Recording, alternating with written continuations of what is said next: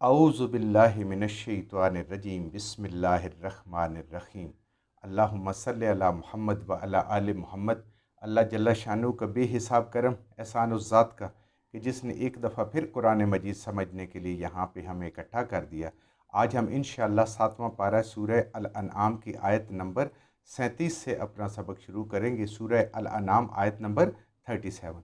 اعوذ باللہ من الشیطان الرجیم بسم اللہ الرحمن الرحیم وقالوا لولا نزل علیہ آیات من ربہ قل ان اللہ قادر علی ان ینزل آیات ولکن اکثرہم لا یعلمون۔ وقالوا، اور کہا، کہتے ہیں، کون؟ مشرکین مکہ۔ کس سے کہتے ہیں؟ نبی کریم صلی اللہ علیہ وآلہ وسلم سے مشرکین مکہ کہتے ہیں لولا نزل علیہ، کیوں نہیں نازل کی جاتی آپ پر، یعنی نبی کریم صلی اللہ علیہ وسلم پر، آیاتن، کوئی معجزہ، کوئی آیت، کوئی نشانی، جو وہ پچھلی آیت میں بھی ہم نے پڑھا تھا کہ مختلف معجزات کہتے تھے یہ ہمیں دکھائیں، یہ آپ کے آئیں۔ تو اب وہ سوال کر رہے ہیں، جب پچھلی آیت میں اللہ نے کہا کہ ہم نے معجزہ نازل نہیں کرنا، اصل اس کے پیچھے ایک بہت بڑی وجہ تھی کہ ایک معجزہ ان کے ہاتھ میں تھا۔ نبی کریم صلی اللہ علیہ وآلہ وسلم کا جو دعویٰ نبوت کا معجزہ ہے وہ ہے قرآن۔ قرآن ان کے ہاتھ میں تھا۔ قرآن کا چیلنج موجود ہے کہ اس جیسی 10 صورتیں بنا کے لے آؤ، پھر کرتے کرتے اس جیسی ایک صورت بنا کے لے آئیں جو سب سے چھوٹی صورت 3 آیات کی ہے، انا اعطیناک الکوثر، اس کے برابر بھی لے آئیں، لیکن کوئی بھی نہیں لا سکا۔ یہ معجزہ ان کو نہیں نظر آ رہا کہ اس جیسا کلام جو اتنے فصیح الکلام اور اتنے شاعر اور کیا کیا ان کے فصیح بیانی کے ان کے قصے اور چرچے تھے، آباء و اجداد کے زمانے سے چلے آ رہے تھے، تو وہ کفار کہتے ہیں کہ آپ کی طرف آپ کا رب کیوں نہیں کوئی معجزہ نازل کرتا، کوئی نشانی کیوں نہیں نازل کرتا؟ مطلب یہ کہ ہم ایمان لے آئیں۔ اگر قرآن جیسے معجزے کو نہیں مان رہے تو باقی معجزے تو اس سے کم تر ہیں۔ اور یہ معجزہ دیکھیں، آج تک معجزہ اور قیامت تک معجزہ اور چیلنج ہے۔ قل، اے اللہ کے حبیب صلی اللہ علیہ وسلم، آپ کہہ دیں، فرما دیں، ان اللہ قادر علی، بے شک میرا اللہ مکمل طور پر قدرت رکھتا ہے، علی ینزل آیاتن، کہ وہ کوئی معجزہ بھی نازل فرما دے، کوئی بھی اپنی نشانی نازل فرما دے، ولیکن اکثرہم لا یعلمون، لیکن اس کے باوجود تمہاری اکثریت ایسی ہے کہ جو بے علم لوگ ہیں اور وہ ایسی بات کر رہے ہیں جس کے اندر ان کا نفع نہیں ہے، ان کا نقصان ہے۔ اگر معجزہ چاہیے تو یہ قرآن سب سے بڑا معجزہ ہے، اس سے بڑی کوئی اور نشانی نہیں ہے۔ تم اس کے کلام سے عاجز آ گئے ہو، اس جیسا کلام نہیں لا سکتے، اور وہ نہیں لا سکے، اور آج تک کوئی نہیں لا سکا، اور قیامت تک کوئی نہیں لا سکا۔ اس سے بڑا معجزہ کیا ہوتا ہے؟ اس کی حفاظت معجزہ ہے۔ 1450 سال نہیں، لاکھوں سال بھی گزر جائیں، کروڑوں سال بھی گزر جائیں، اس کے ایک زبر زیر لفظ نقطے میں بھی فرق نہیں آئے گا۔ اس سے بڑا اور کیا معجزہ ہوگا؟ تو اللہ تعالیٰ نعوذ باللہ عاجز نہیں ہے کہ وہ معجزہ نہ دے سکیں، لیکن اللہ تعالیٰ کی اس میں حکمت اور منشا یہ ہے کہ اے مشرکین عرب، اے لوگو، تمہارا بھلا اس میں کہ یہ معجزہ نازل نہ ہو، اللہ نازل نہ کروائیں، کیونکہ اکثر تمہارے پاس کوئی علم نہیں ہے۔ جو در حقیقی علم ہے وہ میرے رب کے پاس ہے، تم تو اس وقت سوچ رہے ہو، اور وہ بھی آ جائے تو پیچھے کتنے انبیاء کیسے کیسے معجزے حضرت عیسیٰ علیہ السلام کو ملے، جن جیسا شاید کسی کو بھی معجزہ نہیں ملا ظاہراً، لیکن کون سارے ایمان لے آئے؟ حضرت موسیٰ علیہ السلام کا معجزہ، کیا فرعون اور اس کے درباری ایمان لے آئے؟ نہیں، صرف وہ جادوگر جو تھے وہ ایمان لے آئے، باقی ایمان نہیں لائے۔ تو اس لیے اللہ تعالیٰ جو فرما رہے ہیں وہ علم کے اوپر مبنی ہے، تم بے علم لوگ ہو، تمہیں کچھ پتہ نہیں ہے۔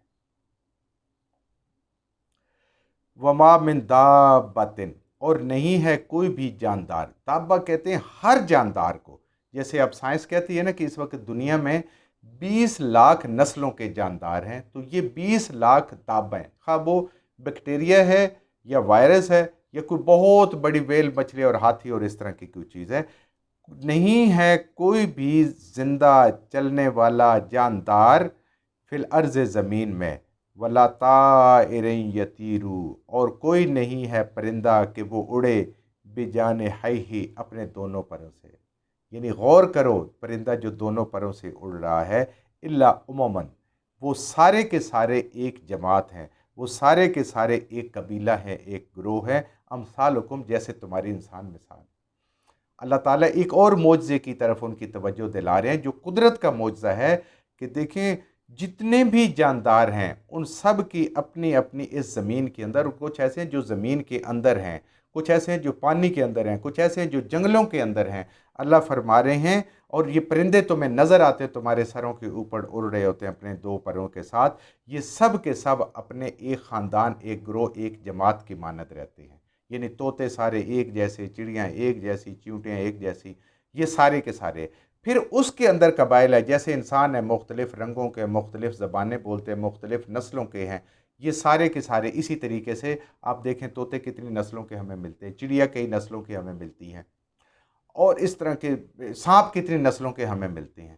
تو یہ سارے کے سارے اتنی بڑی مخلوق ہے اللہ تعالیٰ کی کہ انسان کے علم میں تو یہ بھی نہیں کہ اس کا جو ملک ہے وہ جتنا مرضی یا ترقی یافتہ ہو جائے کہ اس کے اندر وہ گن سکے کہ چڑیا کتنی ہیں، چیونٹیاں کتنی ہیں۔ یہ ابھی ایک ریسرچ ہے، جو ایک انسانی ریسرچ ہے کہ وہ ضروری نہیں صحیح ہو، کہ اللہ تعالیٰ کے یہ جتنے حشرات الارض ہیں، کیڑے مکوڑے جن کو ہم کہتے ہیں، ہر ایک انسان کو 8 ارب دنیا میں انسان ہے، 20 کروڑ دے دیے جائیں، انسان ختم ہو جائیں گے، یہ حشرات الارض ختم نہیں ہوں گے۔ یہ سب دابیں ہیں، اللہ کی مخلوق ہے۔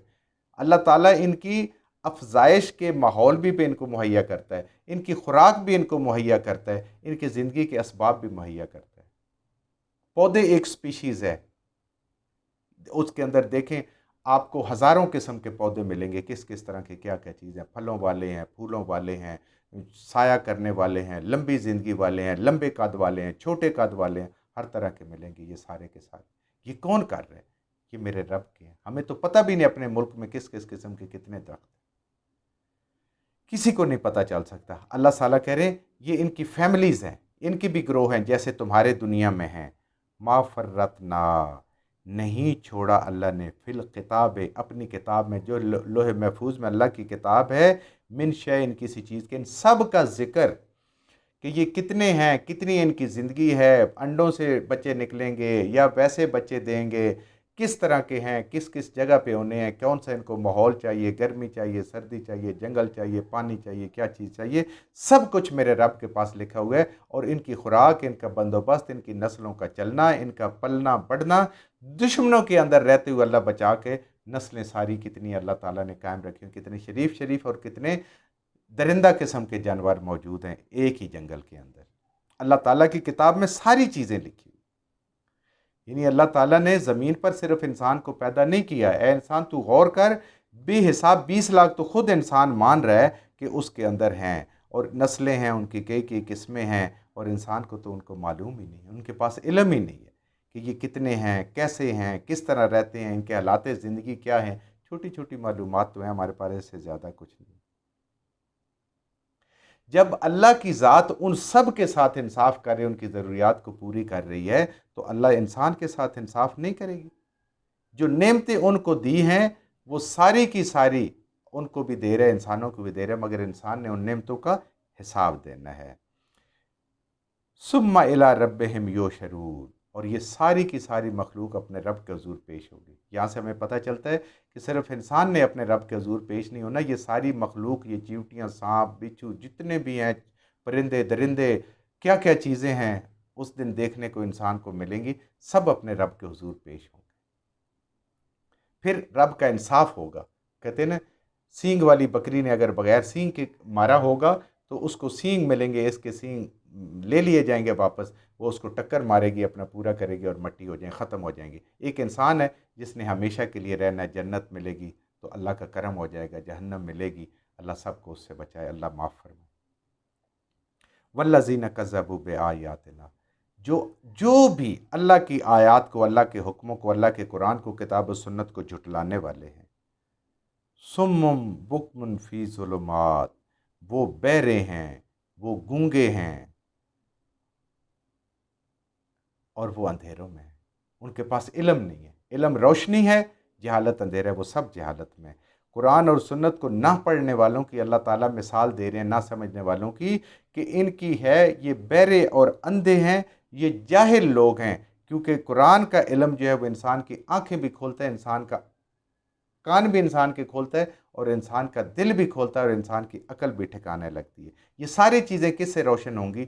قرآن کے علم سے، قرآن سمجھنے سے۔ آج ہم قرآن سے دور ہیں، یہ ہمیں روشنی مل نہیں سکتی، یہ ہمیں روشنی ملے گی قرآن پڑھنے سے، قرآن کے ساتھ جڑنے سے، ورنہ وَمَن یشاء اللہ یضللہ، جو خود اپنی گمراہی خرید لے اللہ سے، بجائے ہدایت خریدنے کے قرآن سے اور سنت سے، وہ خود گمراہی خرید لے، ان سے دور ہو جائے، من یشاء یجعلہ علی صراط مستقیم، تو اللہ تعالیٰ اس کو جسے چاہے اس کو سیدھی راہ پہ چلا دے۔ یہ اللہ کی مرضی ہے، لیکن جو اللہ سے مانگتا ہے، جو اس قرآن سے جڑتا ہے، وہ اس سے ہدایت حاصل کرتا ہے۔ قرآن کو نہ پڑھنے والا، قرآن کو نہ سمجھنے والا سے دور ہونا، وہ ایسے ہی ہے جیسے آنکھیں ہونے کے باوجود وہ اندھا ہے، کان ہونے کے باوجود اس نے وہ بات نہیں سنی جس کے لیے اللہ نے کان دیے ہیں، اور وہ اندھیروں میں ہے۔ جہالت سے نکلنا ہے تو اس قرآن کو سمجھنا پڑے گا، اس قرآن پہ عمل کرنا پڑے گا۔